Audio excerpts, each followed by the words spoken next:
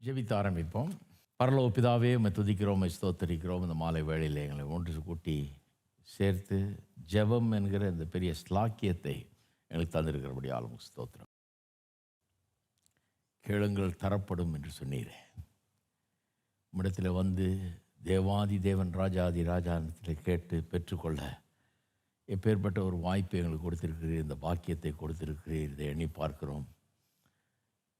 வந்திருக்கிற மக்களை இன்றைக்கு ஆசீர்வதியும். இந்த ஜெபம் அவருடைய வாழ்க்கையில் ஒரு அற்புதமான அனுபவமாக இருக்கட்டும். இன்னும் தூரத்திலிருந்து கலந்து கொண்டிருக்கிறவர்கள், இந்த கூட்டத்தில் கலந்து கொண்டிருக்கிறவர்களையும் எண்ணி பார்க்கிறோம். அவர்களையும் ஆசீர்வதியும் கர்த்தாவே. கர்த்தாவே, இன்னும் அவருடைய ஜெப வாழ்க்கைக்கு உதவட்டும். அவர்களை இன்னும் ஸ்திரப்படுத்தட்டும், பலப்படுத்தட்டும். உடைய வார்த்தை அவர்களோடு பேசட்டும், அவர்களுக்கு உதவட்டும், அவருடைய தேவைகள் சந்திக்கப்படட்டும். இன்றைக்கு ஆவியானவர் தாமே ஒவ்வொரு உள்ளங்களோடும் பேசி ஒவ்வொருவருக்கும் உதவி செய்வீராக. ஆண்டவராய் இயேசுவின் நாமத்திலே ஜெபிக்கிறோம், ஆமென். வெள்ளிக்கிழமைகளில் கூடி ஜெபிக்கிறது மட்டுமல்லாமல் ஜெபத்தை குறித்து போதித்து அதை பயிற்சி வைக்கிறோம். எப்படி ஜெபம் பண்ணுறதுன்றதை பயிற்சி வைக்கிறோம். இது வந்து ஒரு ப்ராக்டிஸ் செஷன். அதனால் ஜெபமும் செய்வோம், கொஞ்சம் போதிக்கவும் செய்வோம். இது நிச்சயமாக விசுவாசிகளுக்கு ரொம்ப பிரயோஜனமாக இருக்கும். ஏனென்றால் உங்களுடைய ஜெப வாழ்க்கை நல்லா பலப்படும். ஒரு நேரத்தை ஒதுக்குறீங்க, செய்கிறீங்க, ஜெபம் பண்ணுறீங்க, அதை முன்னைய காட்டிலும் ரொம்ப திறம்பட செய்ய, ரொம்ப பிரயோஜனமான விதத்தில் அதை செய்ய இது உதவும். அதுதான் எங்களுடைய கோல். இது ஏதோ உள்ள நேரம் உட்கார்ந்தோம் அப்படின்றது இல்லை. அதை ரொம்ப அற்புதமான விதத்தில் அந்த நேரத்தை செலவிட, அதன் மூலமாக மிகுந்த பலனை நீங்கள் பெற வேணும், அதன் மூலமாக நீங்கள் வளர வேணும். இதுக்காக தான் இதை பண்ணிகிட்ருக்கிறோம். இதில் வந்து தேவனுடைய வார்த்தையே எப்படி ஜெபிப்பது அப்படிங்கிறத கற்றுத்தர்றோம். ஏன்னா ஜெபங்கிறது அப்படி தான் இருக்கணும். அவருடைய வார்த்தை அவருடைய சித்தம். அவருடைய வார்த்தை வீணாய் திரும்பாதுன்னு வேதம் சொல்லுது. எதுக்காக அனுப்பப்பட்டதோ அதை நிறைவேற்றாமல் வீணாக திரும்பாது. அப்போ ஜெபத்தில் அதை பயன்படுத்துகிறது தான் நல்லது. ஏன்னா அதை பயன்படுத்தினா நிச்சயமாக வெற்றி. அதனால தான் வேதம் சொல்லுது, அவருடைய சித்தத்தின்படி நாம் எதையாவது கேட்டால் அவர் நமக்கு செவி கொடுக்கிறாருங்கிறது நிச்சயமாக இருக்கிறது அப்படின்னு வேதம் சொல்லுது இல்லையா. அவருடைய சித்தத்தின்படி கேட்டால்னா வேத வசனத்தின்படி, அவருடைய சித்தம் இங்கே தானே இருக்குது. இதன்படி கேட்டால் அவருக்கு நம்முடைய ஜெபத்தை கேட்குறது ரொம்ப நிச்சயம்.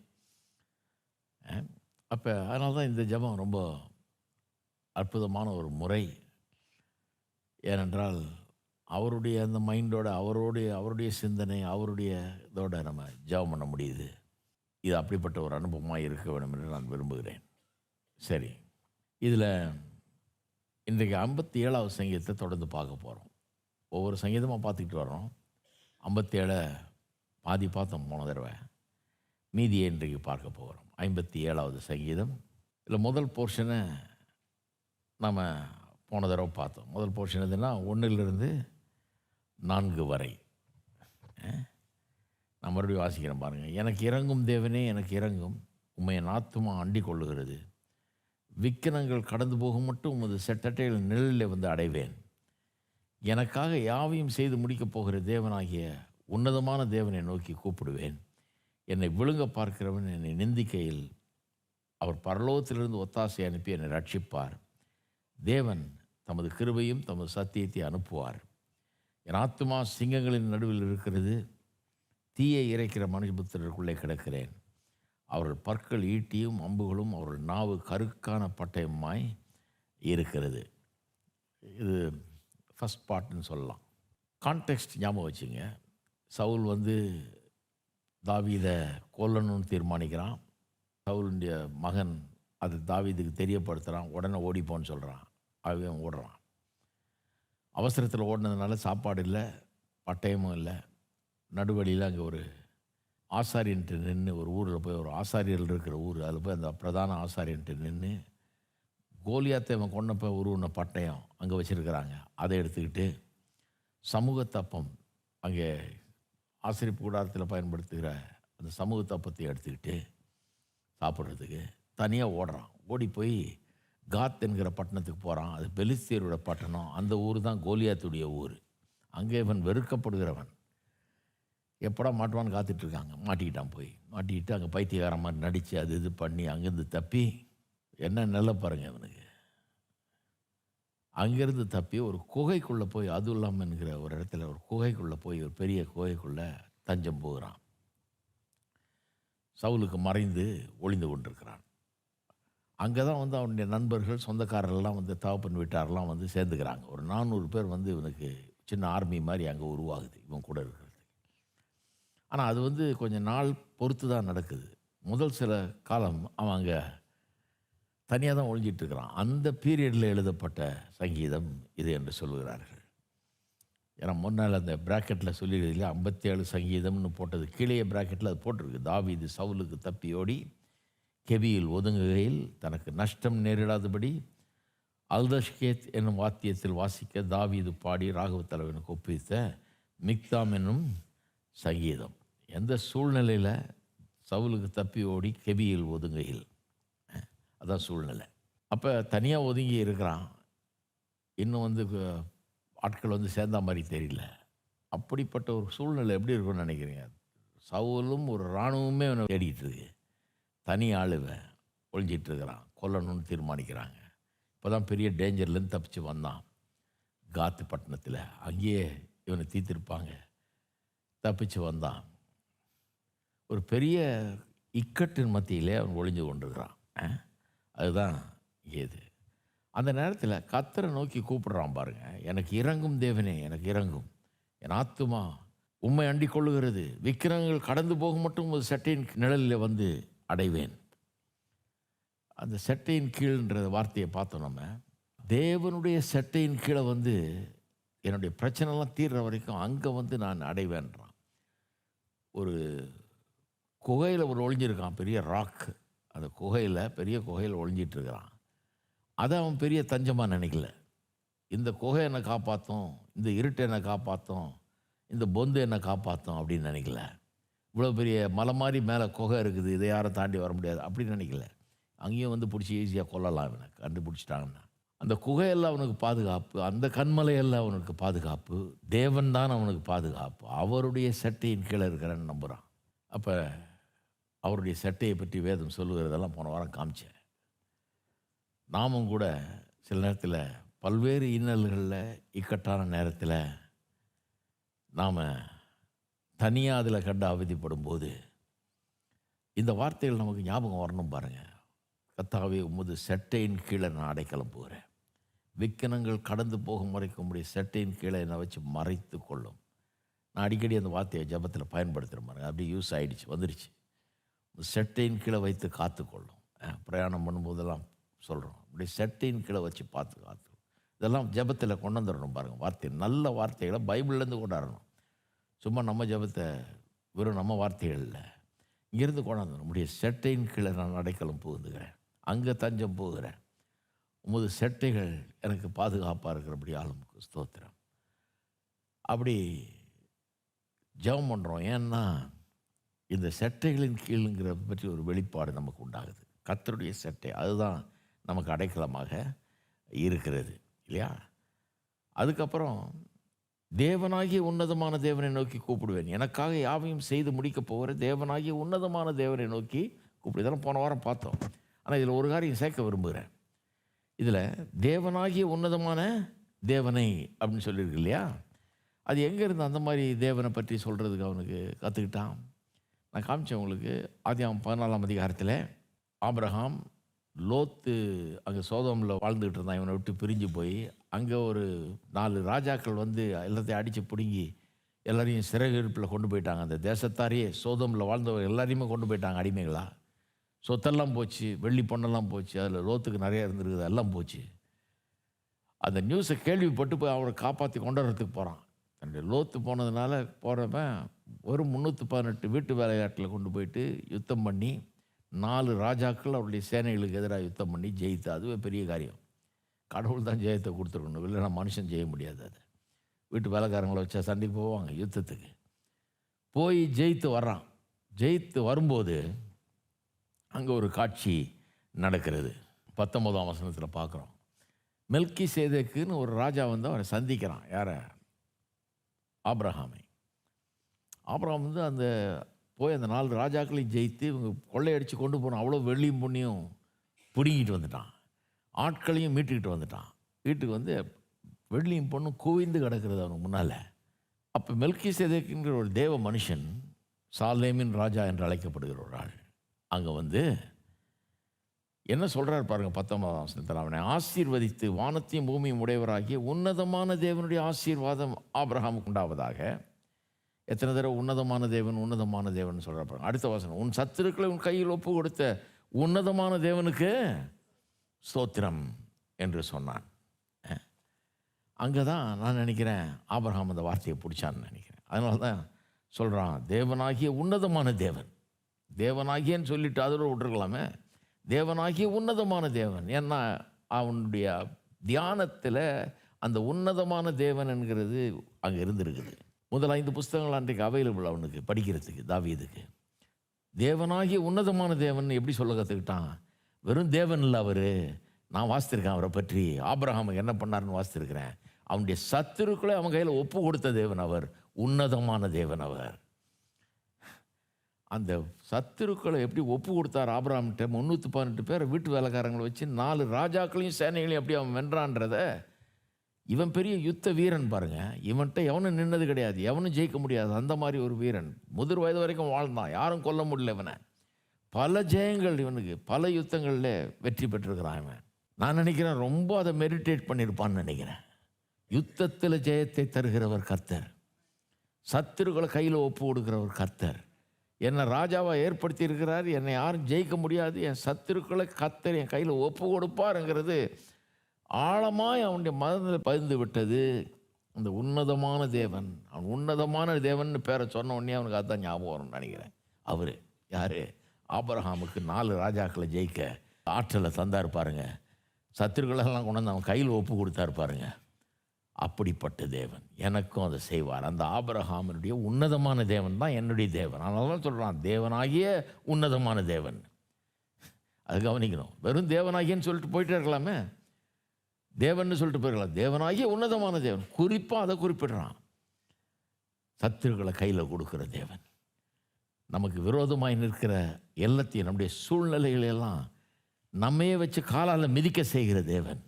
எந்த காற்றையும் கடலையும் பார்த்து பேதுருவும் அவனோட இந்த சீஷர்களும் பயந்து அவங்க நடுங்கினார்களோ, அதே கடல் மேலே அவர் நடந்து வந்தார். அவர் நடந்ததில்லை, இவனையும் நடக்க வச்சார்.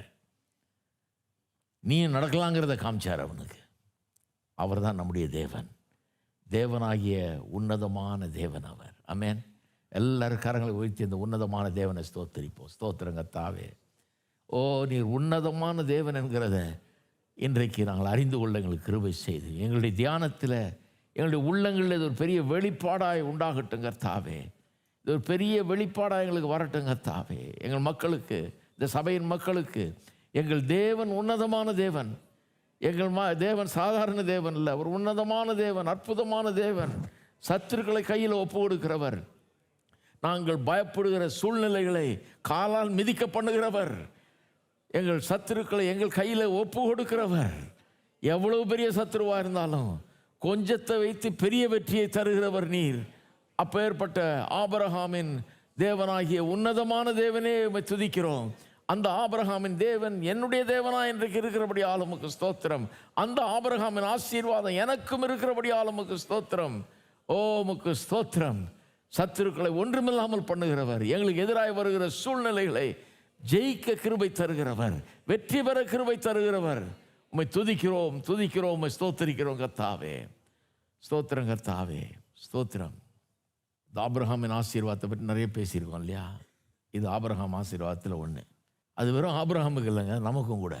வெறும் ஆபிரகாமின் சந்ததியாகிய யூதர்களுக்கு கிடையாது. மரத்திலே தூக்கப்பட்டவன் எவனும் சபிக்கப்பட்டவன் என்று எழுதியிருக்கிறபடி கிறிஸ்து நமக்காக சாபமாகி நியாயப்பிரமாணத்தின் சாபத்துக்கு நம்மை நீங்களாக்கி மீட்டு கொண்டார். ஏன்? ஆபிரகாமுக்கு உண்டான ஆசீர்வாதம் புறஜாதியினராகிய நமக்கும் வந்து கிடைக்கும்படியாக அப்படி ஆயிற்று. ஆபிரகாமின் ஆசீர்வாதம் உங்களுக்கு எங்களுக்கும் வந்திருக்கு. எப்படி? மரத்திலே தூக்கப்பட்டவராக அவர் தொங்கினார். அது மூலமாக ஆபிரகாமின் ஆசீர்வாதம் நம்மளுடைய ஆயிடுச்சு. எல்லாம் கேட்குறாங்க ஆபிரகாமின் ஆசீர்வாதம் நான்.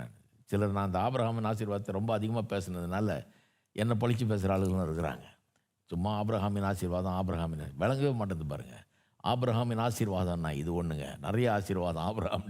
அதில் ஒன்று என்ன, வெறும் கையில் இருக்கிற 318 வீட்டு வேலைக்காரனை வச்சு 4 ராஜாக்களையும் இராணுவங்களையும் தோற்கடிக்கிற ஆசீர்வாதம்.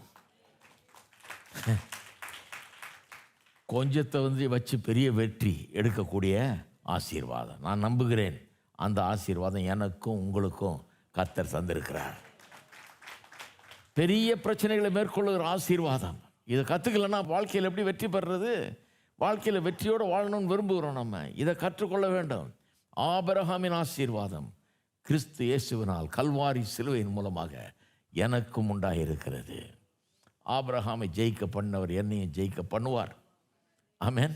அழைச்சிட்டார். அதனால் எவனும் அவனை கொல்ல முடியல. அவனை எதுக்காக அழைச்சாரோ அதை செஞ்சு முடிக்கிற வரைக்கும் எவனும் தொட முடியாது, அவனை கொல்ல முடியாது. ஏன்னா அவனை அழைச்சிட்டார், அவனை ஆசீர்வச்சிட்டாரு. ஒருத்தரும் கையில் வைக்க முடியாது. நான் சொல்கிறேன், உங்களையும் என்னை அழைச்சிருக்கிறாரு, ஆசீர்வச்சிருக்கிறாரு. அவர் நமக்காக வைத்திருக்கிற அத்தனை காரியங்களை நிச்சயமாக நிறைவேற்றுவார். நிச்சயமாக அதை விசுவாசிக்கணும். நிறைய நேரத்தில் நம்ம விசுவாசியாமல் போயிடுறோம் பாருங்கள். விசுவாசிக்க வேண்டும். வாழ்க்கையில் போராட்டங்கிறது நிறைய இருக்குதுங்க. இன்றைக்கி போராட்டம் வரும், நாளைக்கு திருப்பி போராட்டம் வரும், ஏதாவது வந்துக்கிட்டே தான் இருக்குது. ஆனால் நான் ஆபிரகாமின் ஆசீர்வாதத்துக்கு சொந்தக்காரன். அதுதான் என்னை தினந்தோறும் கொண்டு போகுது முன்னாடி, இல்லையா? சரி, உன்னதமான தேவன், தேவனாகிய உன்னதமான தேவனாகியன்னு சொன்னால் போதாது, அவனுக்கு உன்னதமான தேவன் சொல்கிறான். சரி, இன்னும் பாருங்க, இன்னொரு காரியம் அங்கே ஆட் பண்ண விரும்புகிறேன். அது என்னன்னா 20ஆம் வசனம், உன் சத்துருக்கள் உன் கையில் ஒப்பு கொடுத்த உன்னதமான தேவனுக்கு ஸ்தோத்திரம் என்று சொன்னான். இப்போ பாருங்க, இவனுக்கு ஆபிரகாம் எல்லாவற்றிலும் தசம பாகம் கொடுத்தான். தசம பாகன்றது அந்த காலத்திலேயே அமலுக்கு வந்து விட்டது போல இருக்குது. நிறைய பேர் சொல்கிறாங்க நியாயப்பிரமாணத்துக்கு கீழே வந்தது. அது கிடையவே கிடையாது. நியாயப்பிரமாணத்துக்கு ரொம்ப முன்னாடி இருந்திருக்குது. யாக்கோபு கூட 10ல் 1 ஆண்டவருக்கு தருவேன்னு சொன்னான். அதில் என்ன இருக்குது? தசம பாகத்தில் என்ன இருக்குது? அது என்ன பெரிய இது தசம பாகம்? நிறைய பேர் நினைக்கிறாங்க கடவுள் அதை வச்சுக்கிட்டு சபைக்கு தேவையான காசு வேணுன்றதை கலெக்ட் பண்ணிகிட்டு இருக்கிறாருன்னு.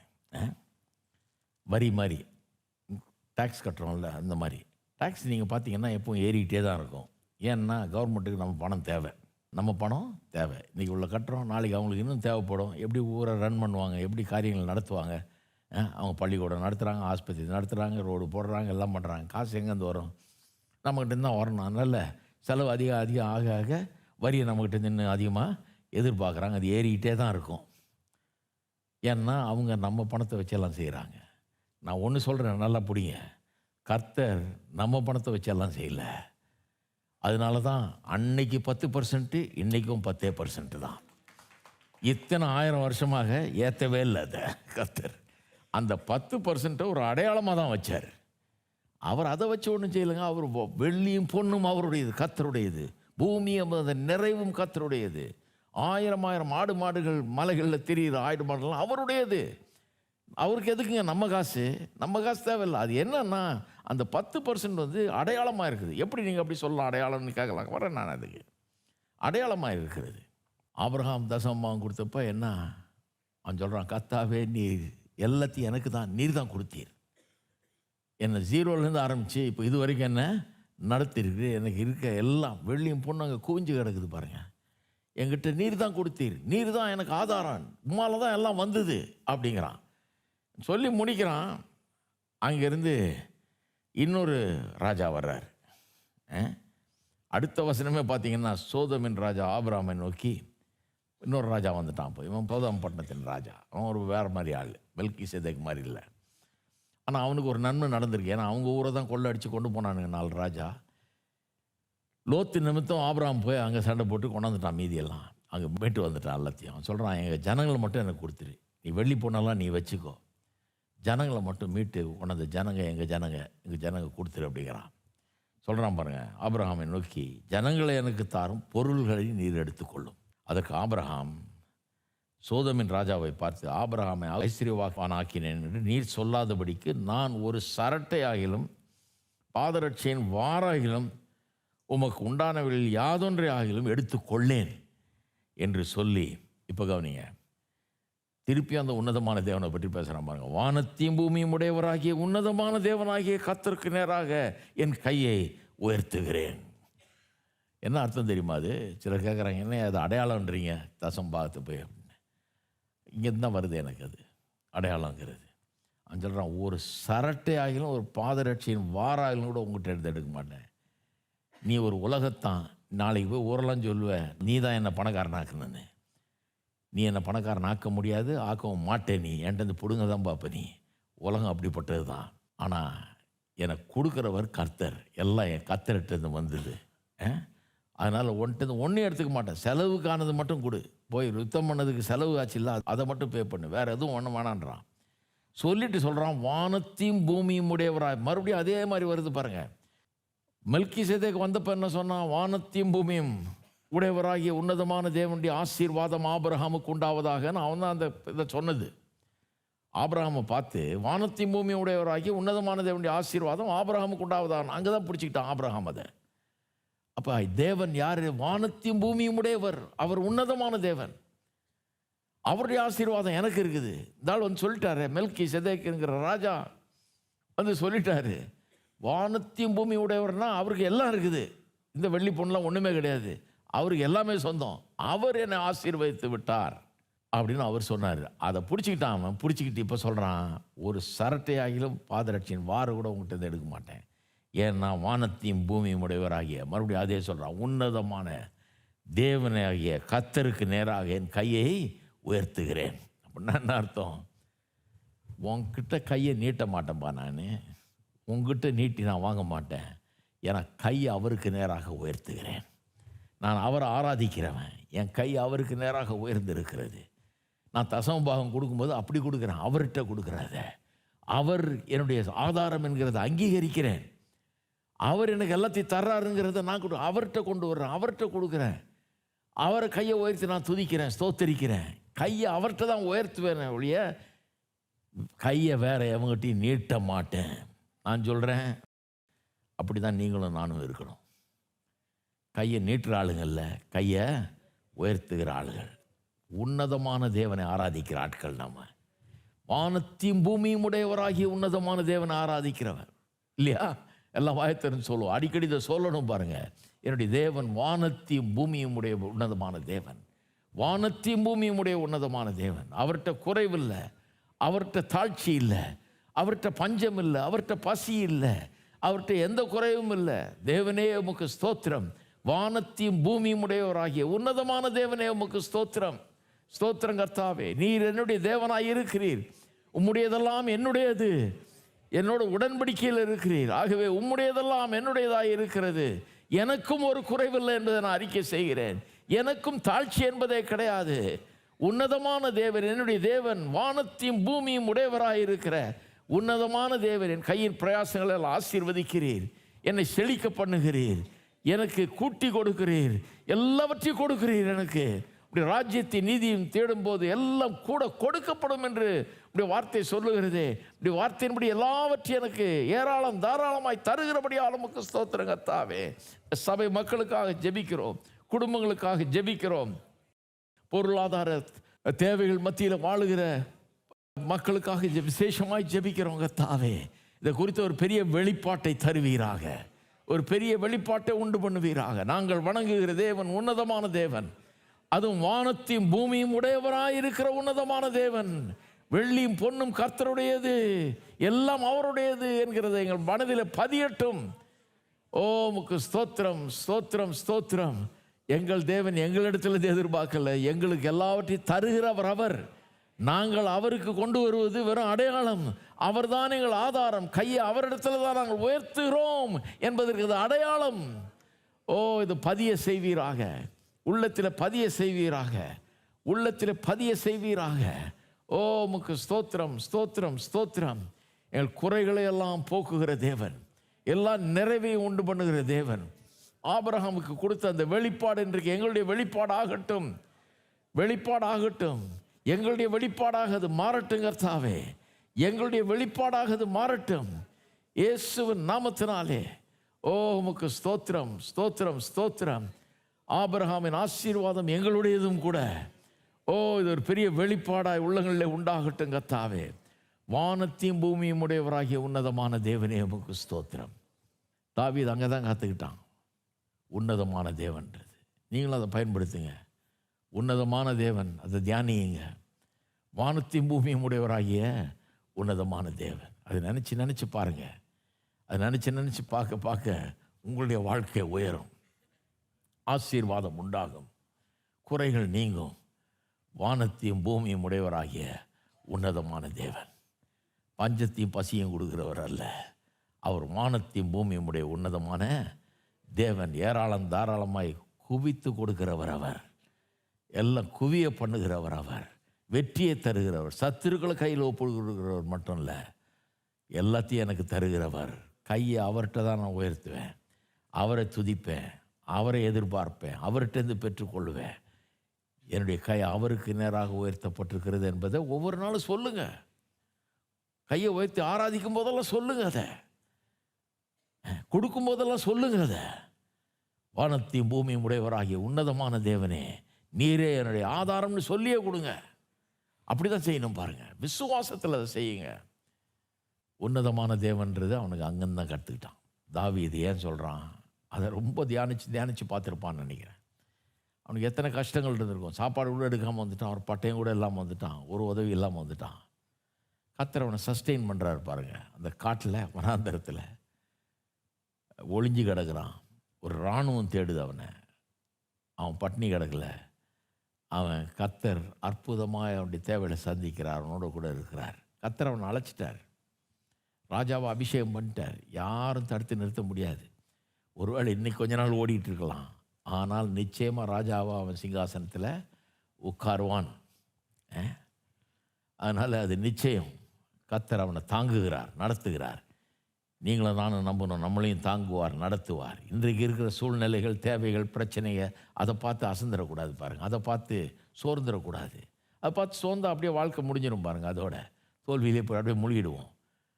நிறைய பேர் அதை பார்த்து சோர்ந்துட்டு நம்ம பல கன்க்ளூஷன்ஸுக்கு வந்துடுறோம், பல முடிவுக்கு வந்துடுறோம். அதான் ஆண்டவர் என்னத்தை பண்ணார், ஒன்றும் பண்ணல, அப்படி கிடையாது. வாழ்க்கையில் போராட்டங்கள் இருக்கிறது சகஜம். ஆனால் கர்த்தர் ஜீவிக்கிறவராய் இருக்கிறார். ஆமென். சரி, தொடருவோம். அதை எனிமீஸை பற்றி, அவனுக்கு இருக்கிற சத்துருக்களை பற்றி பேசுகிறான். பேசும்போது 4ஆம் வசனத்தில் சொல்கிறான், என் ஆத்துமா சிங்கங்கள் நடுவில் இருக்குது. அங்கே நான் உங்களுக்கு போதிச்சேன் எப்படி தானியேல் சிங்க கெபியில் இருந்தான். சிங்கங்கள் வாயை தேவ தூதன் அனுப்பி கட்டினார் கர்த்தர்னு தாவீது சொல்கிறான். எல்லாம் சொல்கிறான்.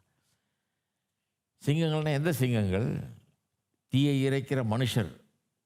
அவர்கள் பற்கள் ஈட்டியும் அம்பும் போல இருக்குதான். அவர்கள் நாவு கருக்கான பட்டயமாக இருக்கிறது. ஜனங்களுடைய வாய், அவங்க பேசுகிற பேச்சை தான் அப்படி சொல்லியிருக்குது. சிங்கம் பீறி கொதற மாதிரி ஆளை தின்னு போடுது சிங்கம், ஆள் மாட்டினா இல்லையா? அது மாதிரி பேசுகிறவர், பொல்லாப்பை பேசுகிறவர்கள், தீங்கு பேசுகிறவர்கள், தப்பான காரியங்களை பரப்புகிறவர்கள், பொய்யை பரப்புகிறவர்கள், தீமையை பரப்புகிறவர்கள் அப்படி பண்ண பார்க்குறாங்க. அவங்க நோக்கம் என்னென்னா பேசியே அழிக்கணும், பேசியே கெடுக்கணும், பேசியே அழிக்கணுங்கிறது நிறைய பேருடைய நோக்கம் பாருங்கள். ஆனால் இந்த தீய இறைக்கிறவர்கள், இந்த ஈட்டிகள் அம்புகள் போல இருக்கிற பற்கள்,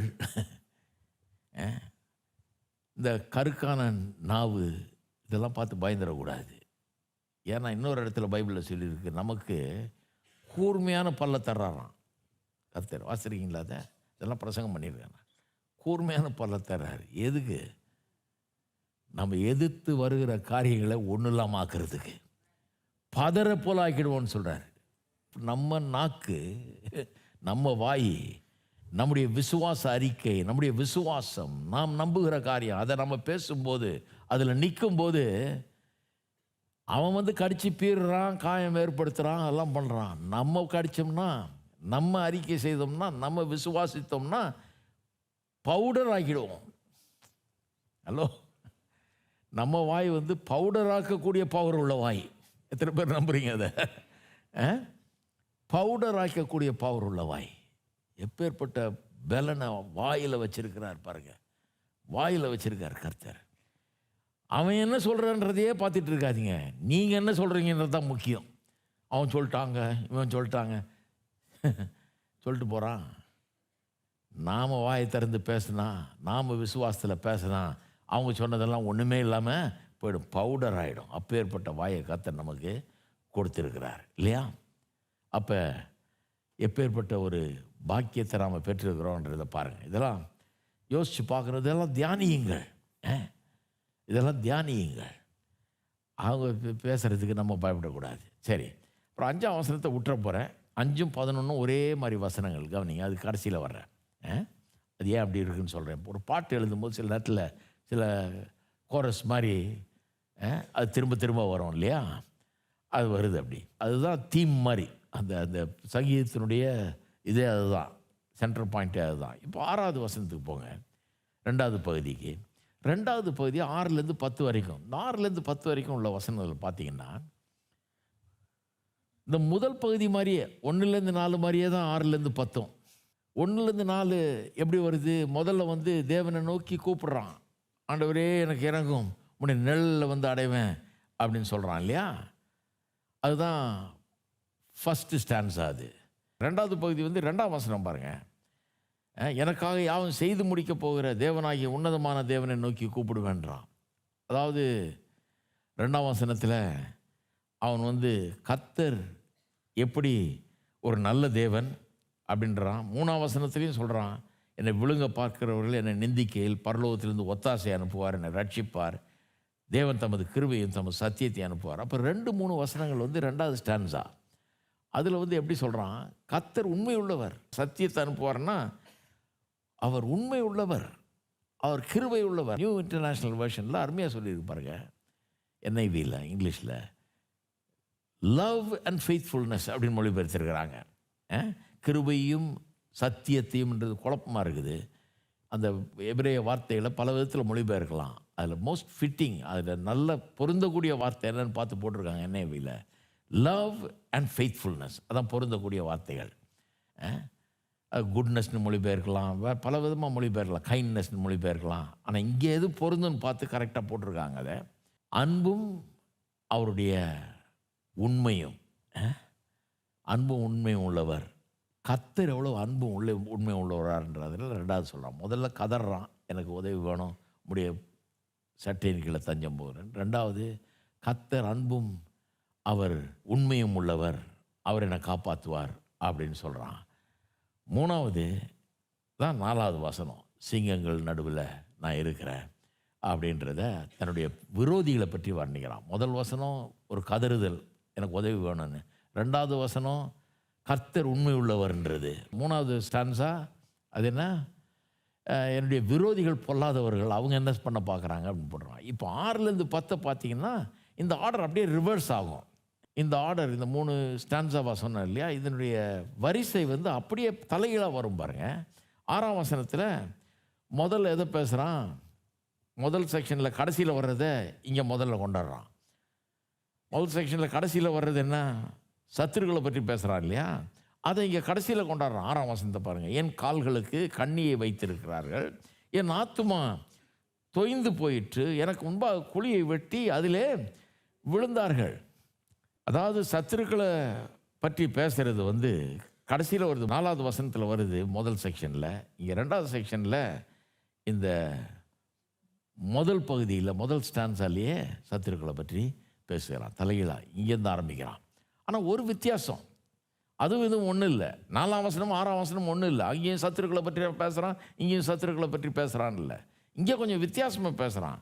இங்கே என்ன சொல்கிறான்? என் கால்களுக்கு கண்ணியை வைத்திருக்கிறார்கள், அவங்க எவ்வளோ பொல்லாப்பு செய்கிறாங்கன்றது பேசுகிறான். என் ஆத்துமா தொய்ந்து போயிட்டுன்றான் ஒரு பக்கம்.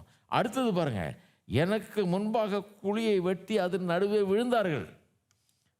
ஒரு நோட் ஆஃப் விக்டரி, ஒரு ஜெயத்தின் துணி அங்கே கேட்கிறது. மாத்திரம் கொஞ்சம் ஜெபம் பண்ணும்போது பாருங்கள், சில நேரத்தில் ஆரம்பிக்கும் போது நமக்கு ரொம்ப கஷ்டமாக இருக்குது, வேதனையாக இருக்குது, நமக்கு இருக்கிற பிரச்சனைகளை சொல்கிறோம் இல்லையா. ஆனால் கர்த்தருடைய பிள்ளைகள் ஒன்று அறிஞ்சிக்கணும், ஜெபம் பண்ணும்போது கர்த்தர் எவ்வளோ உண்மை உள்ளவர், கர்த்தர் எவ்வளோ அன்புள்ளவர்ன்றதை பேசுகிறான் அப்புறம் இல்லையா. பேசும்போது அவனுக்குள்ளேயே ஒரு பெரிய மாற்றம் உண்டாயிருக்கும்னு நினைக்கிறேன். அதனால் இந்த 2வது பகுதிக்கு வரும்போது அவன் சொல்கிறான், எனக்கு குழி வெட்டிகிட்டு இருக்கிறாங்க நிறைய பேர், நான் விழணும்னு. அதே குழியில் அவர்கள் விழுகிறத நான் காண்கிறேன். இன்னும் குகையில் தான் ஒழிஞ்சிட்டு இருக்கிறான், இன்னும் துரத்திட்டு தான் இருக்கிறான் சவுல், இன்னும் தனியாக தான் இருக்கிறான், இன்னும் பெரிய ஆபத்தில் தான் இருக்கிறான், ஒன்றும் விடுதலை உண்டாகலை இன்னும். ஆனால் அவன் மனதில் விடுதலை உண்டாகிடுச்சு. அவன் இருதயத்தில் விசுவாசம் உண்டாயிடுச்சு. எனக்கு குழி வெட்டின சத்துருக்கள் அவர்கள் வெட்டின குழியிலேயே விழுவார்கள் அப்படிங்கிறான். அதான் விசுவாசம்.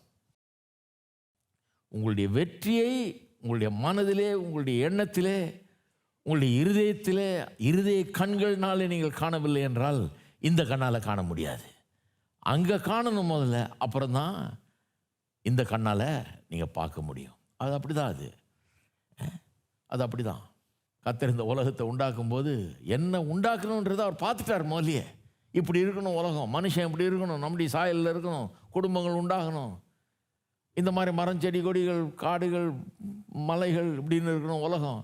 கண்ணில் பார்த்துட்டார் பாருங்க. பார்த்து தான் ப்ரொடியூஸ் பண்ணுறாரு. முதல்ல ப்ளூ பிரிண்ட் வேணுமே வீடு கட்டணும்னா, முதல்ல என்ன பண்ண போகிறோன்றதை பார்க்கணும் இல்லையா? அப்படி தான் பண்ணார் கர்த்தர். முதல்ல அவர் பார்த்துட்டாரு. அதனால தான் சொல்கிறார் வெளிச்சம் உண்டாக கடவுது. அதனால தான் சொல்ல புல் புண்டுகள் உண்டாக கடவுது, சூரியன் சந்திரன் நட்சத்திரங்கள் உண்டாக கடவுது. அவர் பார்த்துட்டாரு எப்படி இருக்கும் உலகம்னு. அதன்படி தான் உலகத்தை உண்டாக்குறாரு. நான் சொல்கிறேன், நீங்கள் பார்த்துட்டிங்களா? உங்களுடைய வெற்றி எப்படி உண்டாகுன்னு பார்த்துட்டிங்களா? உங்களுக்கு குழியை வெட்டினவர்கள் அதே குழியில் விழுவார்கள்னு பார்த்துட்டிங்களா? உங்களுடைய பிரச்சனைகளெல்லாம் ஒன்றும் இல்லாமல் போகிறது கர்த்தர் அப்படிப்பட்ட ஒரு வழியை வச்சிருக்கிறாருன்றதை நம்புறீங்களா? இன்றைக்கு பெரிய பிரச்சனையை பார்த்து மலைச்சு போய் நிற்கிறீங்களா? அல்லது உங்களுடைய ஜெப வாழ்க்கை, கர்த்தரை நீங்கள் ஆராதிக்கிறது, எல்லாம் வசனத்தை கேட்கறது உங்களுக்கு உதவி செய்தா? உங்களுடைய வெற்றியை நீங்கள் உங்கள் ஆவிக்குரிய கண்களால் காண்கிறீர்களா? ரொம்ப முக்கியம் பாருங்கள். நம்ம எல்லோரும் ஜெபம் பண்ணுவோம். ஆண்டவரே, ஆவிக்குரிய கண்கள், பிரகாசம் உள்ள மனக்கண்கள் உண்டாகட்டும் கர்த்தாவே. எங்களுடைய வெற்றியை நாங்கள் காணும்படியாக, வெற்றி உண்டாகிறது முன்னாடியே அது நிச்சயமாய் உண்டாகும், அது எங்களுடையது என்பதை காணும்படியாய் செய்வீராக. ஓ உமக்கு ஸ்தோத்திரம் கர்த்தாவே. எங்களுடைய பிரச்சனைகளை பார்த்து பார்த்து பார்த்து நாங்கள் மலைத்து போகாதபடி ஓ கர்த்தாவே எங்களுக்கு உதவி செய்யும். உம்முடைய பலத்தை நாங்கள் பார்க்க எங்களுக்கு உதவி செய்யும். நீர் உண்மையுள்ளவர் என்பதை காண உதவி செய்யும். உம்முடைய அன்பு மாறாதது என்பதை பார்க்க உதவி செய்யும். நீர் எல்லா பிரச்சனைகளை காட்டிலும் பெரியவர் என்பதை காண எங்களுக்கு உதவி செய்வீராக.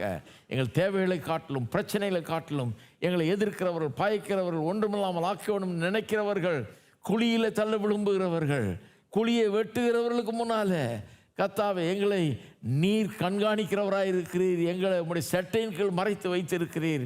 அவர்கள் வெட்டின குடியிலே அவர்கள் விழுவார்கள். எங்களுடைய பிரச்சனைகள் ஒன்றுமில்லாமற் போகும். எங்களை அச்சுறுத்துகிற அந்த காற்றின் மீதும் கடலின் மீதுமே நாங்கள் நடப்போம். இயேசுவின் நாமத்தினாலே ஜெயத்தை எடுப்போம் என்று இயேசுவின் நாமத்திலே விசுவாசிக்கிறோம். ஓ உமக்கு ஸ்தோத்திரம் கர்த்தாவே. ஸ்தோத்திரம் தேவனே, உமக்கு ஸ்தோத்திரம். ஸ்தோத்திரம் கர்த்தாவே. ஸ்தோத்திரம் தேவனே, உமக்கு ஸ்தோத்திரம் கர்த்தாவே. ஸ்தோத்திரம் ஸ்தோத்திரம் ஸ்தோத்திரம் கர்த்தாவே. ஸ்தோத்திரம். அந்த ஜபத்தில் வெறும் பிரச்சனை என்னன்னு சொல்கிறது ஜபம் இல்லை, வெறும் உதவிக்காக கெஞ்சிறது இல்லை. ஒரு விசுவாசம் துணி உண்டாகணும். அதில் முதல்ல ஒருவேளை அப்படி ஆரம்பிக்கலாம் நம்ம கஷ்டத்தில். ஆனால் கர்த்தருடைய வார்த்தையை விசுவாசிக்கிற மக்கள் அவருடைய வார்த்தையை தியானிக்கும் போது அவன் பாருங்கள் எல்லாத்தையும் நினச்சி பார்க்குறான். இவர் உன்னதமான தேவன், வானத்தையும் பூமியுடைய உன்னதமான தேவன். இவருடைய அன்பு, இவருடைய உண்மை, உத்தமம் எனக்கு தவறாமல் வந்து கிடைக்கும். அவர் மாறாதவர் அப்படிலாம் யோசித்து பார்க்குறான். அதெல்லாம் பேசுகிறான் இல்லையா? அதெல்லாம் தான் அவனுடைய தியானத்தில் இருக்குது. ஆனால் பிரச்சனை ரொம்ப அதிகமாக இருக்குது. ஆனால் இதெல்லாம் அவனுடைய தியானத்தில் இருக்கிறதுனால, இந்த உன்னதமான தேவனெல்லாம் யோசித்து பார்க்குறதுனால ரெண்டாவது பகுதியில் ஜெபம் மாறுது. அவன் என்ன சொல்கிறான்? எனக்கு குழியை வெட்டினவர்கள் அந்த குழியிலேயே விழுவார்கள். ஏன்? என்னுடைய கர்த்தர் நல்லவர், என்னுடைய கர்த்தர் உண்மை உள்ளவர், என்னை அவர் காக்கிறவர், எனக்கு பதில் அளிக்கிறவர், என் கூட இருக்கிறவர் அவர். ஆமென். அப்போ ஜெபம் எப்படி போகுது பாருங்கள். ரொம்ப முக்கியம் அது. ஜெபங்கிறது இது ஒரு அற்புதமான ஒரு நேரம். இது வெறும் பிரச்சனையை சொல்கிறதோ அழுகிறதோ கிடையாது. நம்முடைய விசுவாசம் அங்கே வெளிப்படுது. ஜெபத்தில் இந்த ஜெயத்தின் துணி இருக்கணும். ஜெயத்தின் துணி இருக்கணும். உங்களுடைய பிரச்சனைகள் என்ன ஆகுன்றதை நீங்கள் சொல்லணும். பிரச்சனைகள் என்ன ஆகுன்றதை சொல்லணும். அவங்க என்ன பேசுகிறாங்கன்றதை மட்டும் சொல்லக்கூடாது. விரோதிகள் என்ன சொன்னாங்க, இவங்க இப்படி சொல்லிட்டாங்க, அது பேசக்கூடாது. உங்கள் பல்ல எது கொடுத்துருக்காரு? கூர்மையான பல்ல பதராக்கிறதுக்கு கொடுத்துருக்காரு. சொன்னதெல்லாம் ஒன்றும் இல்லாமல் ஆக்கிறதுக்கு கொடுத்துருக்காரு. பவுடர் ஆக்கிறதுக்கு கொடுத்துருக்காரு. அது எப்படி பவுடர் ஆக்குவீங்க? இதுதான் நீங்கள் சொல்லணும். எனக்கு குழி வெட்டினவர்கள் அந்த குழியிலே விழுவார்கள். என்னுடைய தேவன் அப்படி செய்கிறவர். என் தேவன் என் பட்சத்தில் இருக்கிறார்ன்றதை சொல்லுங்கள். வாயை திறந்து அதை அறிக்கையிடுங்கள். ஆமென். இதெல்லாம் ஜெபத்தில் கொண்டாடணும் பாருங்கள். இந்த 2வது பகுதியில் 2வது ஸ்டான்ஸா கவனிங்க. 2வது ஸ்டான்ஸா வந்து 7, 8 வசனங்கள். இதுவும் ரொம்ப இன்ட்ரெஸ்டிங். என் இருதயம் ஆயத்தமாய் இருக்கிறது தேவனே, என் இருதயம் ஆயத்தமாய் இருக்கிறது, நான் பாடி கீர்த்தனம் பண்ணுவேன். என் மகிமையே விழி, வீணையே சுரமண்டலமே விழியுங்கள், அதிகாலையில் விழித்து கொள்ளுவேன். ரிவர்ஸ் ஆர்டரில் வருதுன்ற இல்லையா? போன தடவை அந்த முதல் செக்ஷன் 4 வசனம், முதல் 4 வசனம் இல்லையா? அதில் வந்து முதல்ல கதறுதல், தேவன் எப்படி அவர் அன்புள்ளவராக இருக்கிறாரு, உத்தமம் உள்ளவராக இருக்கிறார், அவர் என்னை காப்பாற்றுவார்ன்ற அந்த காரியங்கள். அதுக்கப்புறம் விரோதிகள் என்ன பண்ணுறாங்கன்றத சொல்கிறது, அதுதான் முதல் செக்ஷன் இல்லையா? இதில் தலைகீழாக போகுது. முதல்ல விரோதிகளை பற்றி பேசுகிறான். அதுக்கு பிறகு அந்த 2வது செக்ஷனில், முதல் செக்ஷனில் வந்து 2வது ஸ்டான்ஸால் வந்ததே வருது. ஆனால் அங்கே வந்து முதல் பகுதியில் வந்து தேவன் எவ்வளோ உண்மை உத்தமம் உள்ளவர், தேவன் எவ்வளோ அன்பானவர்ன்றதை சொல்கிறான். அவர் உண்மை உள்ளவர், அவர் எனக்கு உதவாம விட மாட்டார், அவர் ஃபெய்த்ஃபுல்னஸ் ஆஃப் காட், அதை சொல்கிறான். இந்த 2வது பகுதியில் பாருங்கள், நான் ஃபெய்த்ஃபுல்லாக இருப்பேன்றதை சொல்கிறான். எத்தனை பேர் நம்புறீங்க கர்த்தர் ஃபெய்த்ஃபுல்னு, அவர் உண்மை உள்ளவர்னு? ஆனால் இது என்னன்னா, கர்த்தர் மட்டும் ஃபெய்த்ஃபுல்லாக இருந்தால் பார்த்தது, நீங்கள் என்ன பண்ணணும்? நீங்களும் அர்ப்பணிக்க உங்களை. நானும் ஃபெய்த்ஃபுல்லாக இருக்கிறேன், நீர் உண்மை உள்ளவராக இருக்கிறபடினால நான் உண்மை உள்ளவராக இருப்பேன். அதுதான் இங்கே சொல்கிறான்.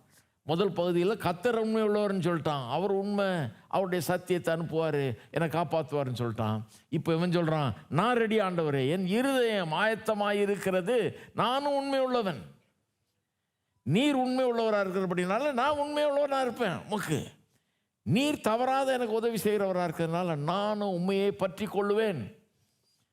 பாருங்கள், விசுவாசத்தை பற்றி வேதம் போதிக்கும் போது புதிய ஏற்பாட்டில் எப்படி போதிக்குது, பழைய ஏற்பாட்டு ஆளுகளை பற்றி சொல்லும்போது எப்படி சொல்லுது, ஆபிரகாம் போன்றவர்களை பற்றி சொல்லும்போது, விசுவாசத்தினாலும் பொறுமையினாலும் எல்லாத்தையும் சுதந்திரித்தார்கள். அவர் வெறும் விசுவாசத்தினால சுதந்திரிக்கல, பொறுமையினாலும் எல்லாவற்றையும் சுதந்திரித்தார்கள். நமக்கும் இன்றைக்கி பாருங்கள், வெறும் விசுவாசம் இருந்தால் போதாதுங்க. நிறைய பேர் பொறுமையே கற்றுக்கிறது இல்லை. பொறுமை, இன்றைக்கி வாழ்க்கையில் எதையாவது சாதிக்கணும்னா பொறுமை வேணும். பொறுமையோடு தான் எல்லாத்தையும் சாதிக்க முடியும். நம்ம எல்லாம் ஒரே நிமிஷத்தில் நடந்துடுறது கிடையாது, டக்கு புக்குன்னு நடந்துடுறது கிடையாது. எல்லாம் பொறுமையாக இருக்கணும். கர்த்தர் நமக்காக என்னெல்லாம் வச்சுருக்காரோ, நம்ம என்னெல்லாம் செய்யணும்னு விரும்புகிறாரோ, அதெல்லாம் இன்றைக்கி தொடங்கி நாளைக்கே அது ஆயிடுறதில்லை. ஸ்டெப் பை ஸ்டெப்பாக தான் நடக்குது பாருங்கள். நான் இதில் 40 வருஷத்துக்கிட்டே இருக்கிறேன், பொறுமையாக தான் இருக்கிறேன். கர்த்தர் உண்மை உள்ளவராகவே இருக்கிறார். ஒவ்வொரு படியிலையும் அவர் உண்மை உள்ளவராக தான் இருக்கிறார். எல்லா பிரச்சனைகளையும் சந்திச்சாச்சு, எல்லா போராட்டங்களையும் பார்த்தாச்சு, எல்லா விதமான காரியங்களையும் சந்திச்சாச்சு. என்னென்ன சவால் வர முடியுமோ, என்னென்ன அதைரியங்கள் உண்டாக முடியுமோ, என்னென்ன கெட்ட காரியங்கள்லாம் நடக்க முடியுமோ அவ்வளோ நடந்தாச்சுங்க. எல்லாத்தையும் பார்த்துட்டு வந்தாச்சு. ஆனால் ஒன்று நான் தீர்மானம் பண்ணிட்டேன், நான் உண்மை உள்ளவனாக இருக்க போகிறேன். கர்த்தர் என்னை அழைச்சவர், இவ்வளோ நாள் உண்மையாக அவர் எங்கே அழைச்சாரோ, என்ன பண்ண சொன்னாரோ அதே பண்ணிட்டு. நடுவில் யாரோ வந்து சொன்னாங்க, இது வேணாங்க, நீங்கள் அப்படி பண்ணுங்க, இது பண்ணுங்கள், இங்கே வாங்க, இதை செய்யுங்க, அதை செய்யுங்க, அதில் போகலாம், இதில் எதுவும் வேணாம் எனக்கு. கர்த்தர் என்ன சொன்னார், எங்கே வச்சார், சின்னதோ பெருசோ, நல்லா இருக்குதோ நல்லா இல்லையோ, அதெல்லாம் நான் பார்க்க போகிறதில்ல. கர்த்தர் என்ன சொன்னாரோ அதை நான் செய்ய போகிறேன். அதே இதில் தான் போயிட்டுருக்கிறேன். நான் வேறு கவனம் இல்லை எனக்கு. ஏன்னா நான் கண்டு கொண்டேன், அவர் உண்மை உள்ளவர், அவர் உண்மை உள்ளவர். நான் உண்மையாக நின்னா கண்டிப்பாக அவருடைய நோக்கம் நிறைவேறும். தாவீதும் அதே தான், அவர் உண்மையுள்ள, அவர் அழைச்சார், அவர் தான் அபிஷேகம் பண்ணார், சாமுவேல் வீட்டுக்கு அனுப்பிச்சார். அவங்க பிரதர்ஸ் எல்லாம் ரிஜெக்ட் பண்ணிட்டாரு, அவங்க யாரும் ராஜாவை வேணான்ட்டார். அவனெல்லாம் நல்லா வாட்ட சாட்டமாக இருக்கான், இராணுவ வீரர்கள் எல்லாம். இவன் சும்மா ஆடு மேய்க்கிறவன், இவனை தான் வேணுன்றார் கர்த்தர், உன்னை தான் ராஜாவாக்குவேன்னு எண்ணெயை ஊற்றி அவன் மேலே அபிஷேகம் பண்ணி ஆக்கிட்டார். பெரிய ஜெயம் எடுத்த உடனே, பெரிய விக்டரி. அப்புறம் பார்த்தா ஓட வேண்டியதாக இருக்குது, வாழ்க்கைக்கு காப்பாற்றிக்கிறதுக்கு, உயிரோடு இருக்கிறதுக்கே பிரச்சனையாக இருக்குது, ஓட வேண்டியதாக இருக்குது. ஆனால் பொறுமையாக இருக்கிறான் பாருங்கள், பொறுமையை இழக்கலை. கர்த்தர் நிச்சயமாக ஒரு நாள் உட்கார வைப்பார் அந்த சிங்காசனத்தில் கொண்டு போய். என்னை அழைச்சவர், இப்போ ஒரு வேளை நான் ஓடுறது இருக்கலாம், ஒரு வேளை இப்போ எனக்கு தோல்வி மாதிரி தெரியலாம், இப்போ எனக்கு ஒன்றும் நடக்கலைன்னு மாதிரி தெரியலாம். ஆனால் கர்த்தர் என்னை அழைச்சதுனால அங்கே கொண்டு போய் உட்கார வைப்பார், என்னை ராஜாவாக்குவார். சவுலை இவன் கையிலேயே ஒப்பு கொடுக்குறாரு கர்த்தர். அந்த குகைக்குள்ளே அவன் வர்றான் பாருங்க, தனியாக மாட்டிக்கிறான் வந்து இவன்ட்ட. தாவீது அவனுடைய ஆட்கள் அங்கே இருக்கிறாங்க. ஒரு நாள் சவுல் குகைக்குள்ளே ஒதுங்குகிறான். அவன் சேர்ந்த மனுஷர்லாம் சொல்கிறாங்க, கர்த்தர் உன் கையில் ஒப்பு கொடுக்காருன்னு பாட்டு பாடிட்டு இருந்தே, ஏதோ வந்துட்டார் பார், போட்டு தள்ளு, ஒப்பு கொடுத்துட்டார், தான் சான்ஸ், கழுத்தை சீவி கையில் கொடுன்றான். இல்லை கர்த்தரால் அபிஷேகம் பண்ணப்பட்டவரை தொட மாட்டேன், நான் கையை வைக்க மாட்டேன் அவன் மேலே. ஏன்னா அவனும் அபிஷேகம் பண்ணப்பட்டவன். கர்த்தர் அவனை தூக்குறதுனா கர்த்தர் எடுத்துக்கிட்டு போவார். அவனை ரிமூவ் பண்ணுறதுனா கர்த்தர் அவருடைய வழியில். என்ன மாதிரி நம்பிக்கை பாருங்கள். சான்ஸ் வருது, இன்றைக்கே ராஜாவாயிடலாம், முடியாதுன்றான். கர்த்தருடைய டைம், கர்த்தருடைய நேரம், கர்த்தருடைய விதத்தில் அதை செய்யணும். அதனால தான் கர்த்தர் சொல்கிறார், David is a man after my own heart. என்னுடைய இருதயத்துக்கு ஏற்றவாமன்றார். ஏன்னா கர்த்தர் வச்ச அந்த நேரத்தில் தான் அது நடக்கணும். நான் பெருமாள் 2 முறை அந்த மாதிரி சான்ஸ் கிடைச்சிது அவனுக்கு. 2 முறையும். இன்னொரு முறை யுத்த காலத்தில் இருக்கும்போது பக்கத்தில் போய் நிற்கிறான், தூங்கிட்டு இருக்கிறான், பக்கத்தில் போய் நிற்கிறான். அவன் நண்பன் சொல்கிறான், ஈட்டியை வச்சு ஒரே குத்திடுறேன், பூமியோடு சேர்த்து குத்திடுறேன் அவனை, சொல்லுன்றான். தொடக்கூடாதுன்ட்டான், செய்யக்கூடாது. கையில் அல்வா சாப்பிட்ற மாதிரி கையில் வந்து கொடுத்துருக்காரு கர்த்தர். சத்துருக்களை கையில் ஒப்பு கொடுக்குறவர். கொடுத்துட்டாருப்பா, முடியுன்றான். முடியாது. என்ன பொறுமை பாருங்கள். உங்களுக்கும் எனக்கும் தேவை வந்து பொறுமை. அவசரப்படக்கூடாது. இன்றைக்கி எவ்வளவு பிரச்சனையாக இருந்தாலும், எவ்வளவு போராட்டமாக இருந்தாலும், வெற்றி கண்ணுக்கே தெரியலனாலும், நடக்கவே நடக்காதுன்னு மற்றவங்க சொன்னாலும், கர்த்தர் உங்களை அழைச்சிருந்தாருன்னா என்ன அழைச்சாரோ, எதுக்கு அழைச்சாருன்னு நிறைவேற்றுவார். ஒன்று நான் கற்றுக்கிட்டது என்னென்னா, கர்த்தர்கிட்ட வந்து இது வேறு இது மாதிரி கிடையாது. அதாவது 100 மீட்டர்ஸ் டேஷ் மாதிரி கிடையாது, சர்ரன் ஓடி 9 செகண்டில் முடிக்கிறதுக்கு. இது வந்து மேரத்தான் ரேஸ் மாதிரி, இது லாங் ரன்னுங்க. இது போயிட்டே இருக்கும், வருஷ கணக்கில் வாழ்நாள் முழுக்கையும் கொடுத்துட வேண்டியது தான் அவருக்கு. என்னைக்கு ஆண்டவருக்கு ஒப்பு கொடுத்தோமோ அன்றைக்கே என் வாழ்க்கையே முடியாது ஆண்டவரே, எங்கே அனுப்புகிறீரோ போகிறேன், என்ன செய்ய சொல்கிறீரோ செய்கிறேன், வேறு எதுவும் ப்ரோக்ராம் இல்லை எனக்கு, எல்லாம் முடியாது, கடைசி நாள் வரைக்கும் முடியாது, என்னுடைய வருஷங்கள் எல்லாம் முடியாது, என் வாழ்க்கை முழுதும் முடியாது. அப்புறம் என்ன பிரச்சனை? அவ்வளோத்தையும் கொடுத்தாச்சு, இப்போ ஒன்றும் பிரச்சனையே கிடையாது. அவர் என்னெல்லாம் செய்யணுமோ செய்யட்டும், அவர் எதெல்லாம் நிறைவேற்றணுமோ நிறைவேற்றணும். அவர் உண்மை உள்ளவர், ஆகவே நானும் உண்மை உள்ளவராக இருப்பேன். இதுதான் ஆவிக்குரிய வாழ்க்கை. பாருங்கள், என்ன பிரச்சனை வந்தாலும், என்ன எதிர்ப்பு வந்தாலும், என்ன எது வந்தாலும், அவர் உண்மை உள்ளவர், நான் ஒரு நாளும் நம்பிக்கை இழக்க போகிறது கிடையாது. ஒரு நாளும் நான் வந்து முயற்சியை கைவிட போகிறது கிடையாது. நான் ஒரு நாளும் ஐயோ முடியாது, இவ்வளோ நாள் நான் பண்ணிட்டேன், என்னால் முடியலன்னு சொல்ல முடியாது. கடைசி வரைக்கும் தான் ஜெயிக்க போகிறேன். ஏன்னா அவர் நினச்சது அவர் நிறைவேற்றட்டும். ஆமேன். எத்தனை பேர் கர்த்தருக்கு உங்களை ஒப்பு கொடுக்க உண்மை உள்ளவர்களாக இருக்கிறது. அவர் உண்மை உள்ளவர்னு சொல்லிட்டான். இப்போ இந்த முறை என்ன சொல்கிறான், கொஞ்சம் ஸ்ட்ராங்கர் கமிட்மெண்ட். என்ன சொல்கிறான், அவர் எப்பவுமே உண்மை உள்ளவராக தான் இருப்பார், நான் தான் உண்மை உள்ளவனாக இருக்கணும். ஆகவே சொல்கிறான், என் இருதயம் ஆயத்தமாக இருக்கிறது தேவனே. இது நம்முடைய ஜெபமாக இருக்கட்டும். இன்றைக்கி எல்லோரும் சொல்லுவோம், ஆண்டவரே என்னுடைய இருதயம் ஆயத்தமாக இருக்கிறது, என்னுடைய இருதயம் ஆயத்தமாக இருக்கிறது கர்த்தாவே. ஓ, என்னுடைய இருதயத்தை உமக்கு கொடுக்குற கர்த்தாவே, உம்முடைய சித்தம், உம்முடைய நோக்கம், உம்முடைய திட்டம் என்னுடைய வாழ்க்கையில் நிறைவேறட்டும். எல்லா பிரச்சனைகள் மத்தியிலையும், எல்லா சவால்கள் மத்தியிலையும், எல்லா தீங்குகள் மத்தியிலையும், இந்த பொல்லாத உலகத்திலே வாழ்ந்து கொண்டு உம்முடைய நோக்கத்தை நிறைவேற்ற நான் வாழ்ந்து கொண்டிருக்கிறேன். என்னை அர்ப்பணிக்கிறேன் கர்த்தாவே. நீர் உண்மை உள்ளவர், உம்முடைய அன்பு உண்மை உள்ளது. நீர் ஒருபோதும் உம்முடைய அன்பையும் உண்மையும் மறப்பதில்லை கர்த்தாவே. நீர் உண்மை உள்ளவராக இருக்கிறபடினாலே நானும் உண்மை உள்ளவராக இருப்பேன். நான் உமக்காக என்னையே அர்ப்பணிக்கிறேன், என்னுடைய வாழ்க்கையை முழுவதையும் அர்ப்பணிக்கிறேன், என் வாழ்நாளை அர்ப்பணிக்கிறேன் கர்த்தாவே. என்னுடைய வருஷங்களை அர்ப்பணிக்கிறேன், நாட்களை அர்ப்பணிக்கிறேன், எல்லாவற்றையும் அர்ப்பணிக்கிறேன் கர்த்தாவே. என்னுடைய முயற்சிகள் எல்லாவற்றையும் அர்ப்பணிக்கிறேன். ஓ, உமக்கு ஸ்தோத்திரம். உண்மை உள்ளவனாக உம்மை பின்பற்ற என்னை அர்ப்பணிக்கிறேன், உமக்காக வாழ என்னை அர்ப்பணிக்கிறேன், உம்முடைய நோக்கங்களை நிறைவேற்ற என்னை அர்ப்பணிக்கிறேன். ஓ, உமக்கு ஸ்தோத்திரம். அர்ப்பணிக்கிறேன் கர்த்தாவே. நிறைவேற்றுவீராக, நிறைவேற்றுவீராக. என் இருதயம் ஆயத்தமாக இருக்கிறது, என் இருதயம் ஆயத்தமாக இருக்கிறது தேவனே. உமக்கு ஸ்தோத்திரம், ஸ்தோத்திரம், ஸ்தோத்திரம். நீர் நினைத்தவைகளை என்னுடைய வாழ்க்கையில் நிறைவேற்ற என்னுடைய இருதயம் ஆயத்தம், என்னுடைய இருதயம் ஆயத்தம். ஸ்தோத்திரம் கர்த்தாவே, உமக்கு ஸ்தோத்திரம். இதில் இன்னொரு காரியம் என்னன்னா பாருங்கள், என் இருதயம் ஆயத்தமாக இருக்கிறது தேவனே, என் இருதயம் ஆயத்தமாக இருக்குதுன்னு 2 தடவை சொல்கிறான். அதை 2 தடவை சொல்லிவிட்டு அப்புறம் சொல்கிறான், நான் பாடி கீர்த்தனம் பண்ணுவேன். இதை பற்றி ஒரு வார்த்தை சொல்ல விரும்புகிறேன். அப்புறம் பாடுறான், என் மகிமையே விழி, வீணையே சுரமண்டலமே விழியுங்கள், அதிகாலையில் விழித்துக் கொள்வேன். பாட்டு பாட ஆரம்பிச்சிட்டான். ஆண்டவரே, ஜனங்களுக்குள்ளே உம்மை துதிப்பேன், ஜனங்களுக்குள்ளே உம்மை கீர்த்தனம் பண்ணுவேன், உமது கிருபை வானம் பரியந்தம், உமது சத்திய மேகமண்டலம் பரியந்தம் எட்டுகிறது. பாட்டை பாட ஆரம்பிச்சிட்டான். ஜெபத்தில் நம்ம நேரத்தை செலவழிக்கும் போது ஒரு முக்கியமான ஒரு அம்சம் இருக்கணும். ஜெபத்தில் பாட்டை பாடணும். பாட்டை கொஞ்சம் சேர்த்துக்கணும். உள்ள சேர்த்துருக்கீங்களா? ஜெபத்தில் நிறைய சங்கீதங்களில் பார்த்தீங்கன்னா நிறைய பாட்டு ஏற்கனவே பாடிக்கிட்டு இருக்கிறோம். இந்த சங்கீதங்களில் வர்ற வசனங்களையே, இந்த சங்கீதங்களில் வர்ற வசனங்கள் எனக்கு இங்கிலீஷில் நல்ல ஞாபகம் வருது. நிறைய பாட்டுங்க இந்த வசனங்கள்லாம் அப்படியே வருது. இங்கிலீஷ் பாடல்களில் நிறைய பாடுறோம், நம்ம தமிழ் பாடல்கள்லையும் நிறைய வருது. அதனால தான் வசனத்தை வச்சு பாட்டு எழுதுறது ரொம்ப முக்கியம். வசனத்தை வச்சு பாட்டு எழுதுறது, நம்ம ஃபீலிங்கை வச்சு பாட்டு எழுதக்கூடாது. வசனத்தை எழுதுகிற பாட்டு தான் பிடிக்கும் எனக்கு நல்லா.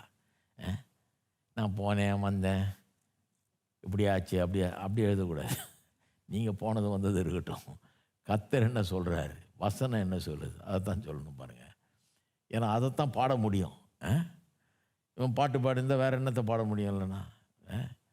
நான் கோகையில் உட்காந்துட்ருக்கிறேன், எப்போ சாகணும்னு தெரியல, எப்போ என்னை போட்டு தள்ளுவாங்களோ தெரியல, அப்படி தான் பாடணும். அப்படி பாடலையே அவன் வேறு மாதிரி பாடுறான். கர்த்தர் எவ்வளோ பெரியவர், எவ்வளோ நல்லவர், எவ்வளோ உண்மை உள்ளவர்ன்றதை பாடுறான் பாருங்கள். பாட்டை சேர்க்கணும் கொண்டாந்து. பாட்டு பாட தெரியலனா கூட பாடுங்க. நான் சொல்கிறேன், பாட தெரியலனா கூட பாடுங்க. தேவனுடைய மக்கள் யெகோசபாத் காலத்தில் இராணுவம் சூழ்ந்துக்குச்சு. ஜனங்க போய் ஜெபம் பண்ணுறாங்க. ஜெபம் பண்ணிவிட்டு யுத்தத்துக்கு போகிறாங்க. பாட்டு தான் போகிறாங்க. பாட்டை கர்த்தர் நல்லவர்னு பாடினாங்க. அவங்க பாடின அந்த பாட்டை அப்படியே வசனமாக எழுதி நம்ம பாடுறோம். பாட்டுக்கு வசனமாக எழுதி பாடுறோம். அந்த வசனங்களையே கர்த்தர் நல்லவர்னு பாடினாங்க. பாடினா விரோதிகள் துண்டை காணும் துணியை காணும்னு ஓடிட்டான். வெறும் பாட்டிலே ஓடியாச்சு. பாட்டுக்கு எவ்வளோ பெரிய ஒரு பவர் இருக்குதுன்றதை பாருங்கள் நீங்கள். பாட்டுக்கு எவ்வளோ பெரிய ஒரு வல்லமை இருக்குதுன்னு பாருங்கள். நீ சபையில் வரும்போதும் நல்ல வாயை திறந்து பாடுங்க. இருதயத்தின் ஆழத்திலிருந்து பாடுங்க. கர்த்தரை ஸ்தோத்திரிங்க. கைகளை கர்த்தருக்கு நேராக உயர்த்துங்க. கர்த்தரை துதிக்கிறதுக்கு தயங்காதீங்க. பாடுங்கள். வீட்டில் ஆராதிக்கும் போது கூட ரொம்ப கஷ்டமான நேரத்தில், ரொம்ப துன்பமாக இருக்கிற நேரத்தில், ரொம்ப தேவைகள் இருக்கிற நேரத்தில், ரொம்ப சஞ்சலத்தில் இருக்கிற நேரத்தில் வாய் திறந்து பாடுங்க. பாடினீங்கன்னா அதில் ஒரு பெரிய ஆறுதல், சமாதானம் அங்கே உண்டாகிறது, ஒரு மகிழ்ச்சி அங்கே உண்டாகிறது.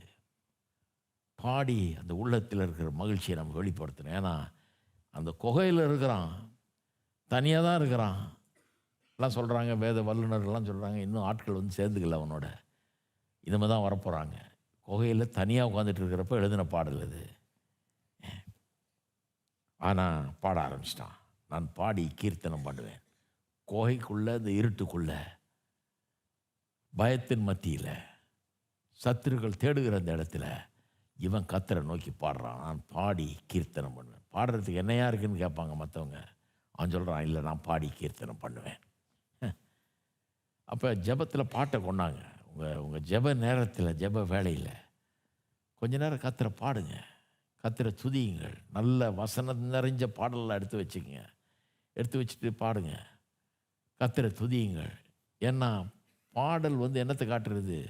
பிசாசு வந்து உங்களை சோர்வடைய வைக்க பார்க்குறான். நீங்கள் பாடும்போது நீங்கள் சோர்வடையில் விசுவாசிக்கிறீங்கன்றதை காமிக்கிறீங்க.